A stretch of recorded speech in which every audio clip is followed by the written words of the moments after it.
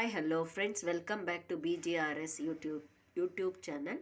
ಇವತ್ತು international tea day.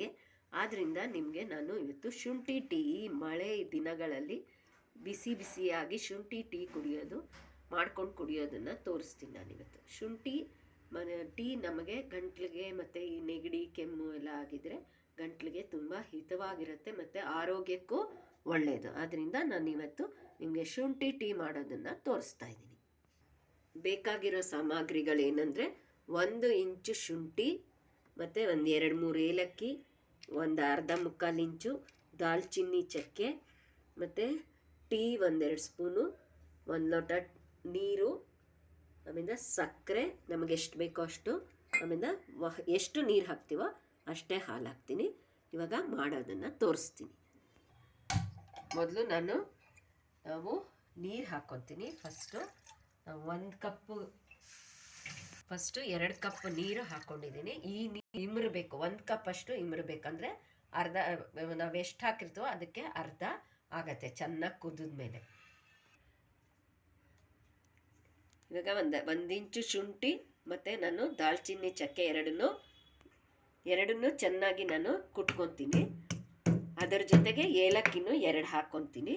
ಏಲಕ್ಕಿ ಸಿಪ್ಪೆ ಸಮೇತನೂ ಹಾಕ್ಬೋದು, ಬಟ್ ಕುಟ್ಕೊಂಡ್ರೆ ಏಲಕ್ಕಿ ಚೆನ್ನಾಗಿರುತ್ತೆ. ಅದಕ್ಕೋಸ್ಕರ ನಾನು ಏಲಕ್ಕಿನೂ ಹಾಕ್ಕೊತೀನಿ. ಈ ಸಿಪ್ಪೆನ ನೀರಿಗೆ ಹಾಕ್ತೀನಿ, ಚೆನ್ನಾಗಿ ಒಳ್ಳೆ ಅರೋಮ ಬರುತ್ತೆ. ಅದಕ್ಕೋಸ್ಕರ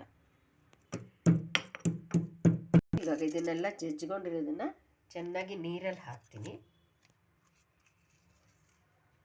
ನೀರು ಇಮರಬೇಕು.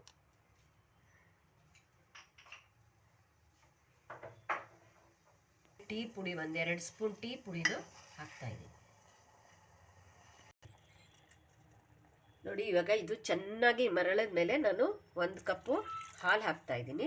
ಇದನ್ನು 1-2 ನಿಮಿಷ ಆದಮೇಲೆ ನಾವು ಇದನ್ನು ಶೋಧಿಸ್ಕೊಂಡು ಟೀನ ಕುಡಿಬೇಕು.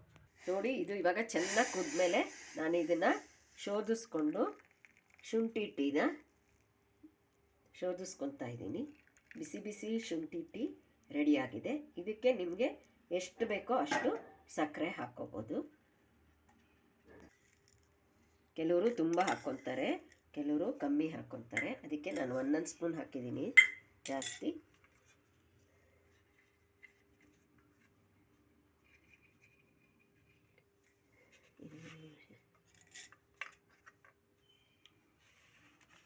ಬಿಸಿ ಬಿಸಿಯಾದ ಶುಂಠಿ ಟೀ ರೆಡಿಯಾಗಿ ಇದೆ.